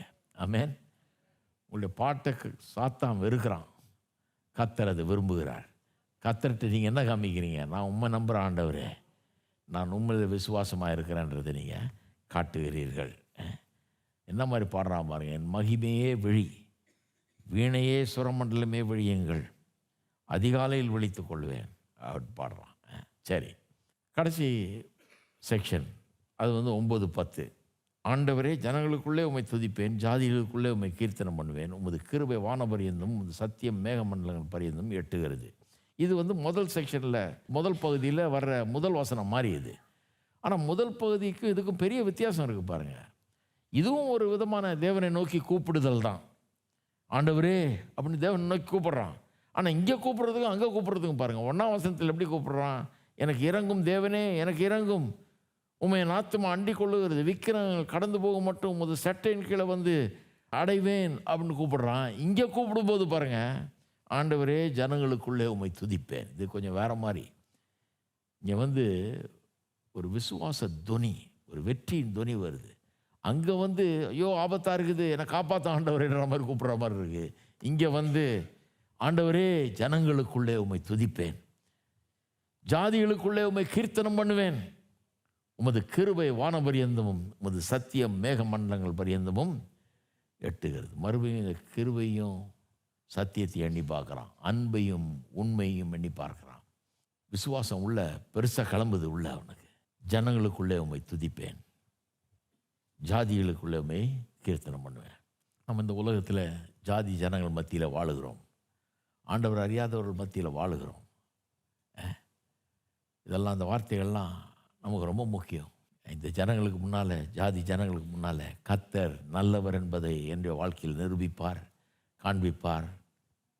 இந்த ஜனங்களுக்கு முன்னால் உம்மை துதிப்பேன் கர்த்தாவே, உடைய நாமத்தை மகிமைப்படுத்தி உங்களுடைய கீர்த்தனம் பண்ணுவேன், உடைய அன்பையும் உம்முடைய உண்மையும் இந்த ஜனங்கள் காணும்படி நீ செய்ய போகிறீர், அதுக்காக உமக்கு ஸ்தோத்திரம்னு சொல்லி அப்படி கர்த்தரை நோக்கி கூப்பிடணும். உதவிக்காக கர்த்தரை நோக்கி கூப்பிட்றோம், அது மட்டும் இல்லை, கர்த்தரை நோக்கி கூப்பிடும்போது கர்த்தாவே உம்மை துதிப்பேன்னு கூப்பிடுறது அது அடுத்த லெவல். அது வந்து அங்கே விசுவாசம் வந்துடுது. எல்லாம் நம்ம அப்படி ஜெபம் பண்ணுவோம், சொல்லுவோம், கர்த்தாவே உம்மை துதிப்பேன், ஜனங்களுக்குள்ளே உம்மை துதிப்பேன், ஜாதிகளுக்குள்ளே உம்மை கீர்த்தனம் பண்ணுவேன் கர்த்தாவே. நான் வாழுகிற இந்த பூமியிலே, இந்த நாட்டில், இந்த சூழ்நிலையில் கர்த்தாவே, இந்த ஜாதி ஜனங்கள் மத்தியில் கர்த்தாவே உம்முடைய கிருபையும் உம்முடைய உத்தமத்தையும் வெளிப்படுத்த எனக்கு கிருபை செய்வீராக. அதை எடுத்து காட்டுகிற வேலையில் என்னை வைப்பீராக. ஓ என்னுடைய வாழ்க்கையில் நடக்கிற காரியங்கள் அதை எடுத்து காட்டட்டும். நீர் எவ்வளோ உண்மை உள்ளவர் என்பதை காட்டட்டும் கர்த்தாவே. அதை பாடி பாடி நான் சொல்லுவேன், அதை சொல்லி உம்மை துதிப்பேன் கர்த்தாவே. உம்முடைய நாமத்தை உயர்த்துவேன், உம்முடைய நாமத்தை உயர்த்துவேன் தேவனே, உம்முடைய நாமத்தை உயர்த்துவேன், உம்முடைய நாமத்தை துதிப்பேன், உம்மை கீர்த்தனம் பண்ணுவேன். ஓ உமக்கு ஸ்தோத்திரம் கர்த்தாவே, ஸ்தோத்திரம் கர்த்தாவே, ஸ்தோத்திரம் ஸ்தோத்திரம் ஸ்தோத்திரம். இந்த பூமியிலே நீர் பெரியவர், நீர் வல்லவர், நீர் நல்லவர், உண்மை உள்ளவர் என்பதை சொல்லி சொல்லி பாடி பாடி நான் அறிவிப்பேன். ஓ எங்களுடைய சத்தம் அநேகர் கேட்கட்டும், கர்த்தர் எவ்வளவு நல்லவர் என்பதை அநேகர் கேட்கட்டும், கேட்கும்படி செய்வீராக, அநேகர் காணும்படி செய்வீராக. ஓ உமக்கு ஸ்தோத்திரம், ஓ உமக்கு ஸ்தோத்திரம். எங்கள் உள்ளத்தின் விசுவாசம் அநேகருக்கு வெளிப்படட்டும் கர்த்தாவே. ஸ்தோத்திரம் தேவனே, உமக்கு ஸ்தோத்திரம். கடைசியாக இந்த 5:11 பாருங்கள். தேவனே வானங்களுக்கு மேலாக உயர்ந்தருளும். 5 உமது மகிமையான பூமி அனைத்தின் மேலும் உயர்ந்திருப்பதாக. 11 தேவனே வானங்களுக்கு மேலாக உயர்ந்தருளும், உமது மகிமை பூமி அனைத்தின் மேலும். அதே வசனங்கள் என்ன சொல்ல விரும்புகிறான்? இதுதான் ஒரு கோரஸ் மாதிரி வருது பாருங்கள். பாட்டில் கோரஸ் வருது இல்லையா, திரும்ப திரும்ப பாடுறோம், கவிகளுக்கு நடுவில் கோரஸ் பாடுறோம், அந்த மாதிரி வருது 2 தடவை. அப்போ அதுதான் ரொம்ப முக்கியமான தீம். இந்த கோரஸில் வந்து அந்த பாட்டினுடைய கருவை போடுவாங்க. இது என்னன்னு, இப்போ கர்த்தர் நல்லவர்னு ஒரு பாட்டுனா அந்த நல்லவர்ன்றதை கொண்டாந்து நடுவில் நல்லா பூத்துவாங்க. ஒரு 4 வரியில் 2 வரியில் பூத்துவாங்க. அப்படி தான் அவன் புகுத்துறான். இப்போ என்ன சொல்ல விரும்புகிறாங்க? தேவனே வானங்களுக்கு மேலாக உயர்ந்தருளும், உமது மகிமை பூமி அனைத்தின் மேலும் உயர்ந்திருப்பதாக. அப்படின்னா என்ன? கர்த்தாவே என் வாழ்க்கையில் இவ்வளோ பெரிய சஞ்சலங்களை சந்திச்சுட்டு இருக்கிறேன், தனியாக இருக்கிறேன், குகையில் ஒளிஞ்சிட்டு இருக்கிறேன், என்னுடைய விரோதிகள் தேடிட்டு இருக்கிறாங்க, குழி வெட்டிகிட்டு இருக்கிறாங்க, சிங்கங்களுக்கு மத்தியில் வாழ்கிறது மாதிரி வாழ்கிறேன். பேச்செல்லாம் அவங்க பேச்செல்லாம் பயங்கரமாக இருக்குது, பேசியே என்னை சாகடிக்க பார்க்குறாங்க. அப்படிப்பட்ட ஒரு தீமையான சூழ்நிலையில் இருக்கிறேன். ஆனால் இதெல்லாம் நடந்து முடியும் போது என்னுடைய வாழ்க்கையின் மூலமாக வானங்களுக்கு மேலாக நீர் உயர்ந்தருளும். ஜனங்கள் எனக்கு நடக்கிற காரியங்களை பார்த்து நீர் எவ்வளவு பெரியவர் என்பதை அறிந்து கொள்ளட்டும். உமது மகிமை பூமி அனைத்தின் மேலும் உயர்ந்திருப்பதாக. அவனுக்கு நடந்ததை வச்சு தானே இன்றைக்கி நான் பெனிஃபிட் பண்ணிகிட்டு இருக்கிறேன், நீங்கள் பெனிஃபிட் பண்ணிகிட்டு இருக்கீங்க. அவனுக்கு நடந்ததை வச்சு தான் இன்றைக்கி நாம் இன்றைக்கி படிச்சுக்கிட்டு சந்தோஷமாக வாசிக்கிட்டு இருக்கிறோம். அவனுக்கு அது அன்றைக்கே தெரிஞ்சிருக்குது. நமக்கு நடக்கிறது, என் வாழ்க்கையில் நடக்கிற இத்தனை தீமைகள், என் வாழ்க்கையில் நடக்கிற இவ்வளவு கஷ்டமான காரியங்கள் எல்லாத்தின் மத்தியிலையும் கர்த்தர் எனக்கு செய்கிறத இந்த பூமி அனைத்து முழுதும் அறிகிற ஒரு நாள் வரும். தேவனுடைய மகிமையினால் இந்த பூமி நிறைந்திருக்கும். கர்த்தர் தேவன் வானங்களுக்கு மேலாக உயர்ந்திருப்பார். அவ்வளோ எவ்வளவு பெரியவர் என்பதை ஜனங்கள் காண்பார்கள், காண வேண்டும். அதுதான் அவனுடைய வாஞ்சை. எத்தனை பேர் சொல்கிறீங்க உங்களுடைய வாழ்க்கையும் அப்படி தான் இருக்கணும்? நம்ம வாழ்ந்து முடிக்கும்போது தேவன் வானங்களுக்கு மேலாக உயர்ந்திருக்க வேணும். நம்முடைய வாழ்க்கையை பற்றி இன்னொருத்தர் பேசும்போது வானங்களுக்கு மேலாக தேவன் உயர்ந்தவர், எவ்வளோ பெரியவர் என்பதை பேசணும். அவருடைய மகிமை பூமி அனைத்தின் மேலும் உயர்ந்திருக்க வேண்டும். கர்த்தருடைய நாமம் மகிமைப்படணும். நம்முடைய வாழ்க்கையின் மூலமாக அவருடைய நாமம் உயர்த்தப்பட வேண்டும், மகிமைப்படுத்தப்பட வேண்டும்.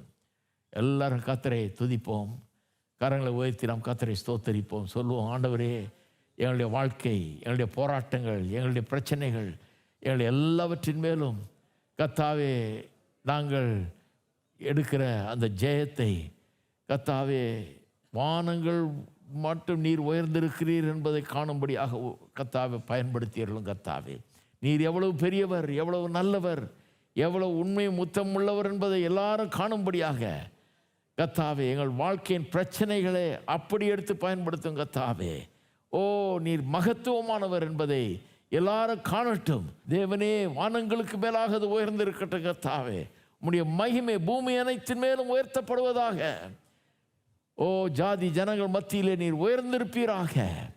ஓ உமக்கு ஸ்தோத்திரம். உம்முடைய நாமத்துக்கு மகிமை உண்டாகட்டும். எங்கள் மூலமாக, எங்களுடைய வாழ்க்கை பிரச்சனைகள் மூலமாக கூட உம்முடைய நாமத்துக்கு மகிமை உண்டாகட்டும். நாங்கள் சந்திக்கிற போராட்டங்கள், நாங்கள் எதிர்கொள்ளுகிற எதிர்ப்புகள், நாங்கள் சந்திக்கிற தேவைகள், சவால்கள் எல்லாமே எங்கள் கர்த்தர் எவ்வளவு பெரியவர் என்பதை எங்களை பார்க்கிறவர்கள் அறிந்து கொள்ளும்படியாக உம்முடைய நாமம் மகிமைப்படும்படியாய் செய்வீராக. உம்முடைய நாமம் மகிமைப்படட்டும். கர்த்தாவே, உம்முடைய நாமம் உயர்த்தப்படட்டும். வானங்களுக்கு மேலாக உயர்ந்திருக்கட்டும். உம்முடைய மகிமை பூமி அனைத்திலும் உயர்ந்திருப்பதாக. அதையே எங்களுடைய குறிக்கோளாக, எங்களுடைய லட்சியமாக வைத்து வாழ எங்களுக்கு கிருபை செய்வீராக. ஜனங்களை ஆசீர்வதிப்பீராக. உமக்கு ஸ்தோத்திரம். ஆண்டவராய் இயேசுவின் நாமத்திலே ஜெபிக்கிறோம். ஆமென். கர்த்தர் உங்களை ஆசீர்வதிப்பார்.